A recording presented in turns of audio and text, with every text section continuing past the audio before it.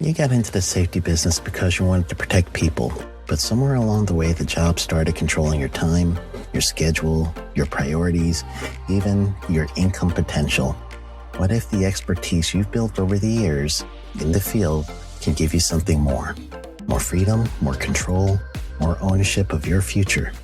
I'm Sheldon Primus, the author of 7 Steps to Starting a Profitable Safety Consulting Business and the host of the Safety Consultant Podcast, with more than 350 episodes helping safety professionals become consultants and grow their career. Consulting changed my life. In fact, I'm a full-time RVer, and one consulting contract paid for my home I live in today. Now, I help safety professionals build their own consulting practice through bi-weekly coaching calls, accountability, and personal guidance. But this program isn't for everyone. Start with the Consultant Readiness Audit at sheldon.coach. What if everything we thought we knew about safety was just interference?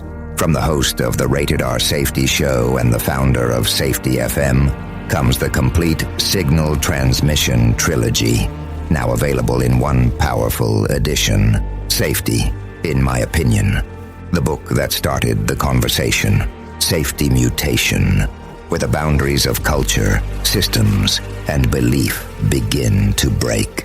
And now, Safety Transmission, the final piece of the signal. For the first time, all 3 books are together in one volume. The Signal Transmission Trilogy, Complete Edition. This isn't just about compliance. It's about consciousness. It's about decoding the way we think, lead, and live, inside and outside the system. Whether you've been following the signal since the beginning or you're just now tuning in, this is the version to own.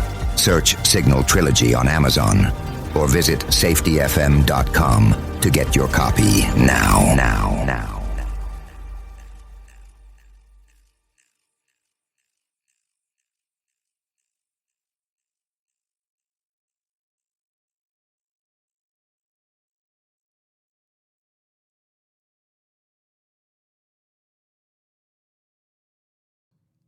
This is Andy. And this is Matt. And you're listening to The Hop Podcast with no name. What a dumb name. It's so stupid.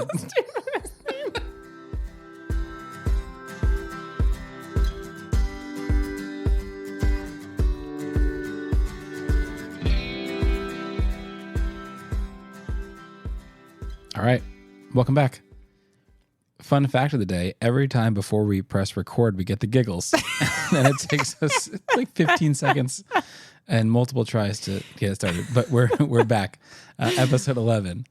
And it's super exciting because we're starting another mini-series. We are? We are. Oh. You knew this. Oh, okay. No, sorry. The inflection of my voice Try again. was just wrong. All right, I'll start. Okay. We're starting another mini-series. We are. Marginally better. So we talked about on last episode, we didn't dive deeply into what a learning team was, and we thought about it some more and said, well, maybe we'll do a mini series about operational learning, which we're going to start in today's episode. But rather than go through it from like, here's what operational learning is and here's how you go and do it, we're going to spend this episode, maybe next episode, talking about the underlying science as to why operational learning is important and how you can do it. So that'll be this mini series. I'm not sure how many episodes will be just yet, but we're pumped. Yeah. We're excited.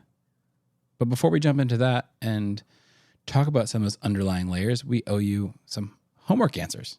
Oh, we do. Did you do the homework? I thought about it. I thought about a time when I might have to do the homework. Okay, so the homework was, we had been talking about the idea of agency and allowing people to take ownership. And so our homework was trying to create space for people to take ownership rather than sort of try to force it upon someone of like, here, you're going to go do this.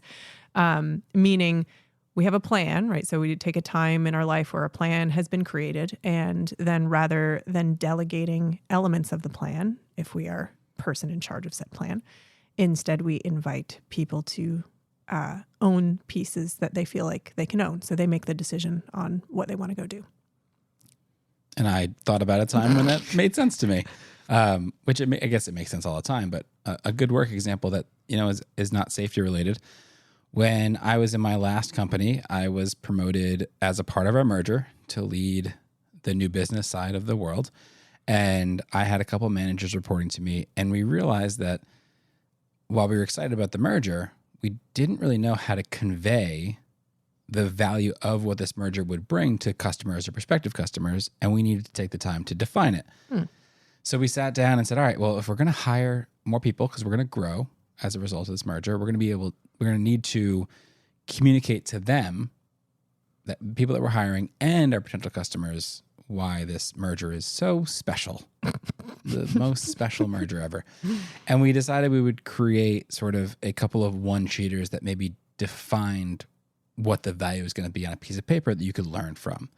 And we determined through the conversation that we probably needed different, one-sheeters for each sort of vertical we sold into. And one of them was going to be technology, one media, and one finance.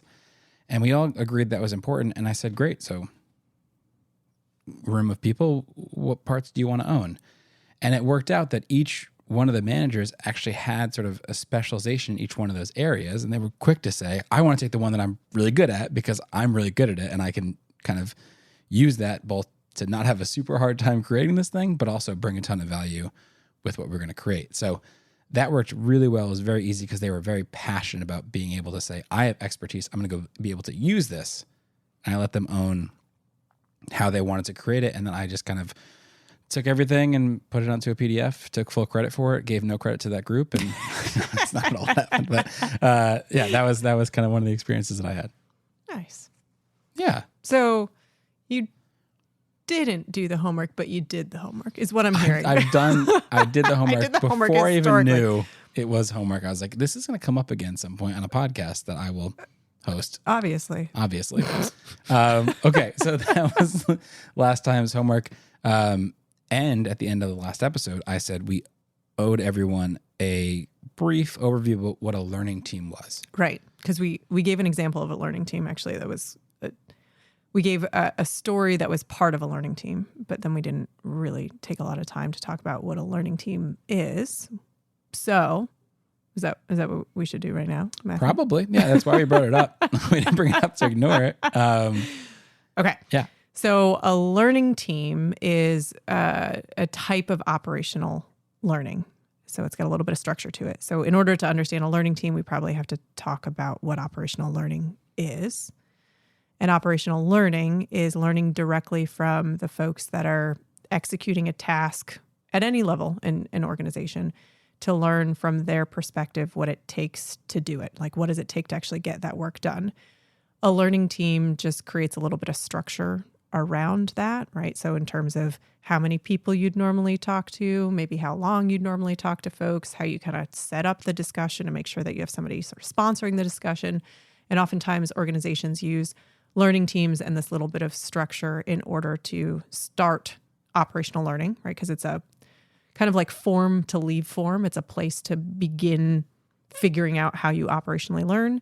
And many organizations do it as a way to respond to events. So we already know that there's some sort of brittleness in our system. There's something that we want to learn about. There is a task or a process that we want to learn about because we've had an event. And so organizations have this bit of structure called a learning team in order to start to operationally learn about what's going on there.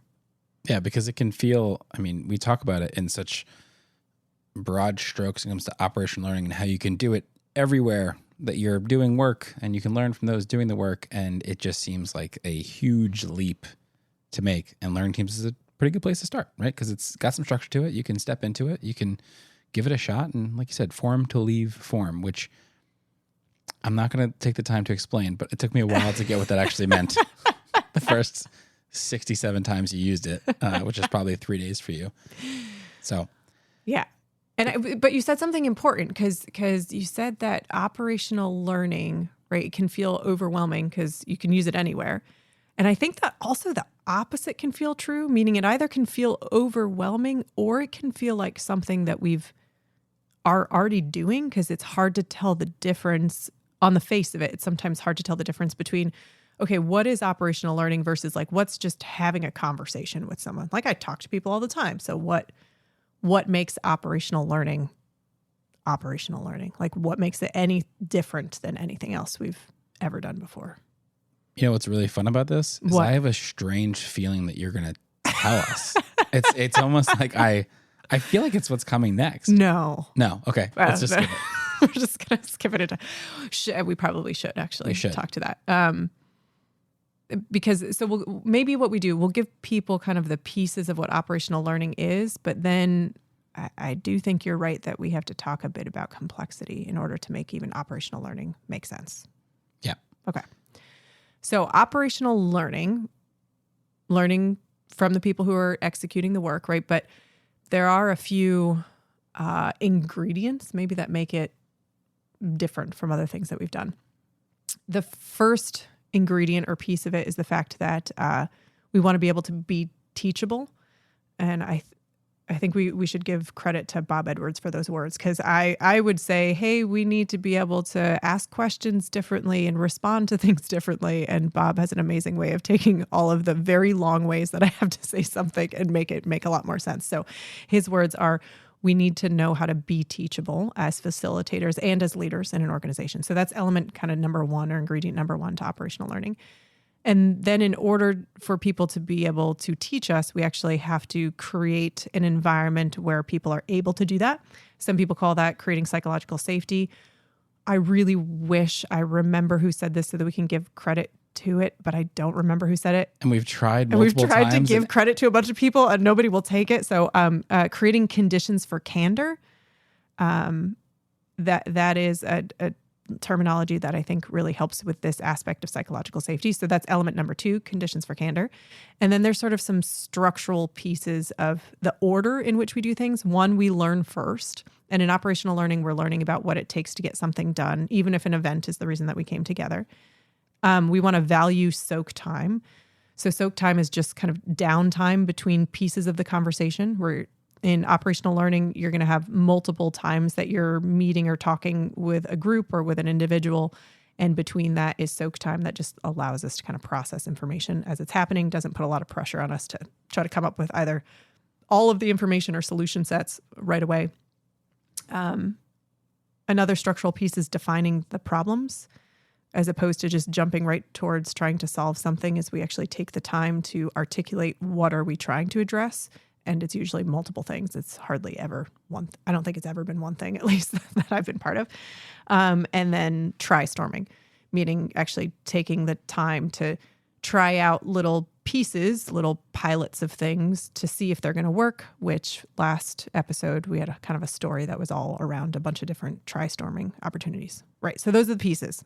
Did I mentioned all 6? There are 6 of them? Okay. Yeah, 6 of them. And that's what makes up operational learning. That's what makes it a little bit different than a regular conversation. And I think probably all of those pieces require some more explanation than just this snippet that we did. Which we will definitely go into. But I think we talk about this a lot, which is we want operational learning or learning teams to feel like the natural byproduct of pushing against your normal thought process. So sort of transitioning from, well, I need to go do an investigation, to if I believe the underlying principles of HOP, the science behind it, then I probably want to go and do that differently. And the way I do that differently is operational learning. Right. So we got to talk about the elements before and let people determine if they even want to go and try operational learning. Right. Because I think kind of on the face of it, you could theoretically go say, here's a bunch of steps. This is how you would ask questions differently. This is like how you'd operationally learn. But to your point, I'm not sure that it has nearly as much value as understanding what is operational learning trying to accomplish that we haven't accomplished in the past, or maybe that we were accomplishing but didn't have the right language or words to explain what it was. And why does it matter? Yeah. And so we always find ourselves going back to complexity science almost every time when we start with why, right? Yeah. Yeah. Complexity science is, as far as I can understand, the basis for why anything like operational learning makes any sense to do. And so. away Away we go. Do you have like a drum roll or like a? Don't. Come on, you've got a bunch of different buttons over But there that can make think- lots of different I sounds. think right now that the device we use to capture everything is on change my voice mode, and I don't think we want to experiment with that Are just you yet. sure? I'm pretty sure. But right. but Are you I you will positive? at some point in this series, the mini series of operational learning, I will use that and change my voice, and we'll see if it works. And then everyone will stop listening. We'll have to, all right, start over. We'll do it again. All right. So we're just going to have to imagine a drum roll then. Yeah. Leading I'm not into doing it. it. Well, if you did it, I mean, hopefully expectantly. the microphones would be good enough. It wouldn't even pick it up if you did the drum roll. I don't know. I hope so. I don't know. All right. So No. pretend drum roll, moving into complexity and Yes. complexity science. Because complexity is actually the reason why it would make sense to try to understand what it takes to get work done, even if the reason why we think we need to understand that is to solve what feels like a discrete problem, meaning like we had an event, something didn't go to plan, something went wrong. And yet what we're offering up in this space is to say, even if that's true, it would be incredibly helpful for us to be talking about what it takes to get a job done, as opposed to just focusing on what went seemingly wrong in that moment in time. And we ask people a lot, like when we're out having conversation around this, like why they think that's true. And we get a lot of like interesting answers. So we'll pose the question as, hey, why do you think it might be true that you'd want to understand what it takes to get a job done as opposed to just focusing on the event? Do you remember any of the answers we sometimes get, Matt? Oh man. Let me think. I'll throw out a few. It puts people at ease. That's one of the answers that people say. Keep going. They say like you can sort of trick people into telling you things that they didn't mean to tell you. That's another answer we get. We get people saying that people don't know what's important to talk about. So talking about things broader is helpful. What else do we get? There's a lot of underlying tones of trickery that often people think that that's the reason. Like you can ease somebody into a discussion. You can sort of lull them into a false sense of comfort and then really squeeze the answer out of them once they trust you. Which it reminds me of early, right out of college, I was working in retail and we had to work with loss prevention. Anytime there was an incident, and typically the incident, unfortunately, where they really cared was an employee stealing something. And they had strategies. And one of those strategies was, hey, look, I mean, sometimes we just forget. And it's bad to steal a lot of things. But I mean, sometimes we just steal one or two things, right? That's not so bad. I'm your friend. And like everyone, the good cop instead of good cop, bad cop. like, I know what you're doing. I'm going to lull you into this but it's weird. It does feel like that. It feels like the logic is if we make them comfortable and make them feel like they can trust us, then they'll tell us their deepest, darkest they'll show secrets. us, as we said, the smoking gun. Yeah. It was the candlestick in the library. Like that's what they're going to tell us, and that's just that doesn't exist. So for clarity, that's not the reason. That's not the reason that we operationally learn. We operationally learn because the relationships between things in real life are not nearly as simple and causal as we tend to simplify them in our mind. Actually, for most of us, many of us, maybe all of us, I'm not sure, we're taught to see the world as an ordered system, which we're going to throw out some terminology here and do a little bit of explanation of the terminology. But we're taught to see the world as having discrete cause and effect. We're almost taught to see the world as though everything is a machine.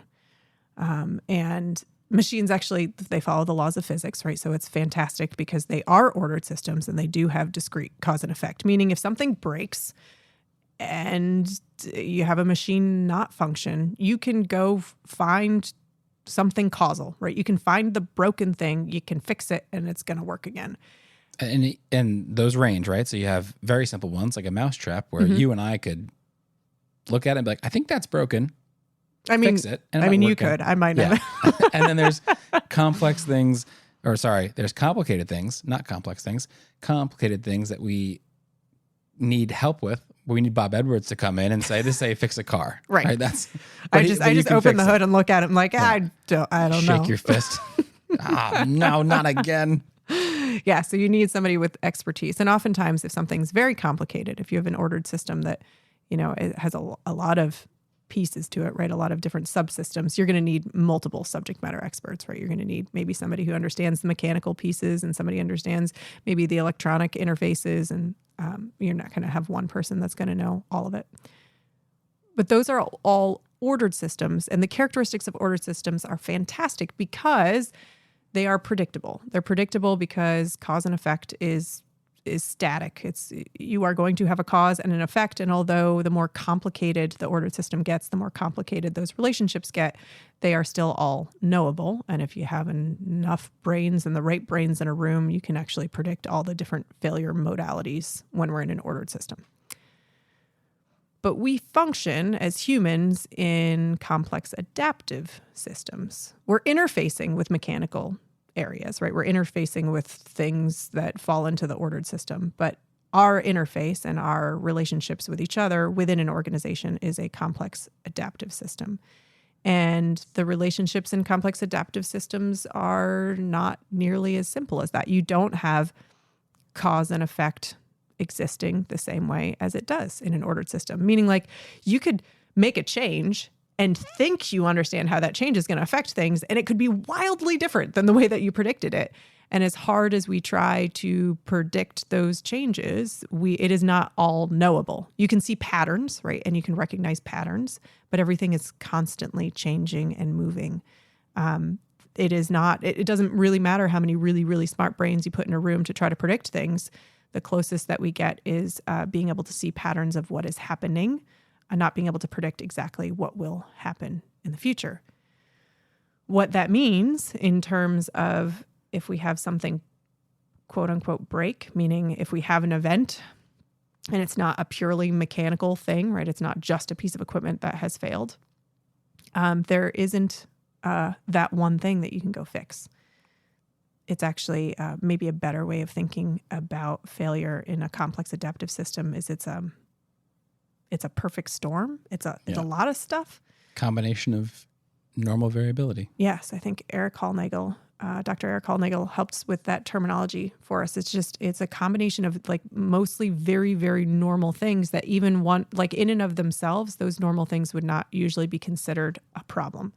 It's the combination of a bunch of kind of seemingly normal things that leads to the problem. So when we get to thinking about operational learning, what we're trying to understand is the seemingly normal things. And we're trying to understand the range of those seemingly normal things. And one of the easier ways to talk about that is by just having people teach you about what it takes to get something done, because you could have good days, you can have bad days. You're dealing with a lot of different variables. You're adapting. You're constantly trying to create success. And in telling the stories of that, you are articulating that normal variability. And maybe it'd be helpful for us to just give like one example for people to think about. Yeah. Before we get like into this. Examples. So if all of this this talk of ordered systems and complex systems it isn't making a lot of sense, the example that I hold on to that helps me a bunch is just thinking about like my morning routine and what it takes to either like get to work or get to, wherever you go in the morning. And that on any given day, you could have a really, really good day in which a bunch of things seem to go well and you're like ahead of plan, ahead of schedule. You could theoretically arrive somewhere early if you wanted to. And then you can have examples of really bad days where you're not ahead of plan. And no matter how hard you try, you're probably not going to get to wherever you're trying to go on time. And then you have everything in between. And there's a bunch of little tiny pieces that make up that reality, right? Everything from whether your alarm goes off, whether you woke up early before your alarm, whether or not you were excessively tired or not excessively tired in terms of your relationship with that alarm, everything about what you need to do in terms of feeding yourself or not feeding yourself before you leave the house, in terms of your relationships with other people in your house, and whether you have kids that you're dealing with or not dealing with, or whether or not, you have a bunch of things that you have to execute to get the house ready for you to leave in terms of your transportation methods and whether your car is working, or maybe you have a bus schedule or maybe there's traffic, maybe there's not traffic. There's all of these different pieces. And if they all come together and they're all working really well, or maybe even overperforming, man, you're having a great morning. Things are cruising. It feels like it's like you wake up before the alarm. Yeah. Your kids are up. Their lunches are packed. The car's ready. I mean, you had foresight into like making sure everything was organized. The dog runs outside, goes to the bathroom, runs back inside, goes right to sleep again. So everything's calm, and you get out ahead of schedule. no traffic. Great day. Great day. Great day. Then there's the opposite, where it's you sleep past your alarm. The kids don't want to get up. They're fighting about everything. There's no food ready, but you have to make some real quick. The dog gets out. When you let him outside, he runs away. There's traffic. The car doesn't start, and now we're late. Yep. And then there's the ones we deal with probably most days. Let's say 99% of the time is maybe you slept past your alarm, but the kids are awake, and you did pack your lunch, and the dog's okay, and there's a little bit of traffic. That's a normal day, right? But you adapt, you are able to create success, and you're still there within whatever given time frame you had to be. So operational learning is the equivalent of understanding what it takes to get to work, including those good days, including those bad days, with the hopes of being able to create enough of a mental picture that you can understand what somebody is dealing with. And those things that we're dealing with are oftentimes that normal variability. Yeah. Yeah. So that's the kind of the beginning of operational learning in terms of even the beginning of understanding complexity. I think it's a good place to stop for today, because we're going to give some homework, and I think we'll probably talk a little bit more about complexity next time. Yeah. And we'll keep the subject rolling. So we have some homework. Should I tell people what it is? You should. Or should they just guess? Yeah. It's complex, so you have to guess what the homework is. That's how this is really showing you. So part of us identifying and really understanding the fact that we are in this complex adaptive system is to be able to see that sometimes we oversimplify things, right? So we like to believe we're in sort of this predictable, ordered system where you can know things and you can always make sure your outcomes are positive outcomes. And so we just want to take a minute to try to identify a place where maybe we are incorrectly oversimplifying something. So we want an example of a time that you're experiencing, or maybe you're seeing somebody else experience, where we have oversimplified a cause in terms of why we think is going wrong. Let's quickly show that based on the morning, right? So today you came over so we could record this podcast. If you were late, and my question to you was, Andy, why were you late? I would tell you it's because I had to drop off the laundry to get it laundered for the Airbnb, and it's already too long. I wanted to be quick. I had to drop off the laundry, and that's why I was late. Okay, and so next time you're coming over, make sure you drop off the laundry earlier so you're not late again. Boom, done. Oversimplified the heck out of that. Now, if I wanted to do it the way that we're saying, as I would say, hey, teach me what it's like to get over here when we have to record a podcast. What's it like for you to do that? Oh my goodness. You don't have enough time for what it's like. If I unpacked everything that I had to navigate this morning in order to even get here with enough mental capacity to even begin to do a podcast, it would take another 25 minutes to even start to explain all of the things that I had to navigate, including to the fact that I, thus far this morning, have reorganized 2 rooms in my house and wasn't even sure if I was going to have a car to use to get here. That's just 2 of the variables that had to happen this morning for me to get here. I have no further questions. Well, that's it. thank you for listening, and we'll pick up on this complexity science and operational learning mini series next time. Thank you all. Take care.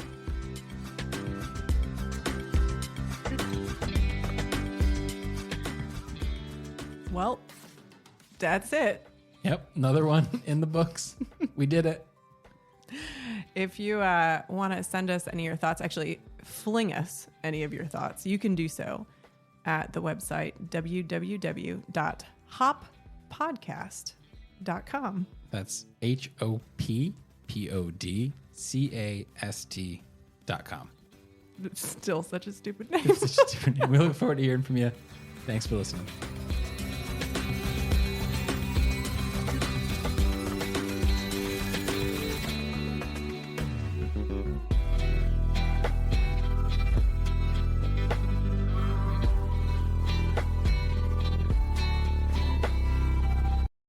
You got into the safety business because you wanted to protect people, but somewhere along the way, the job started controlling your time, your schedule, your priorities, even your income potential. What if the expertise you've built over the years in the field can give you something more? More freedom, more control, more ownership of your future. I'm Sheldon Primus, the author of 7 Steps to Starting a Profitable Safety Consulting Business and the host of the Safety Consultant Podcast, with more than 350 episodes helping safety professionals become consultants and grow their career. Consulting changed my life. In fact, I'm a full-time RVer, and one consulting contract paid for my home I live in today. Now, I help safety professionals build their own consulting practice through bi-weekly coaching calls, accountability, and personal guidance. But this program isn't for everyone. Start with the Consultant Readiness Audit at sheldon.coach. What if everything we thought we knew about safety was just interference?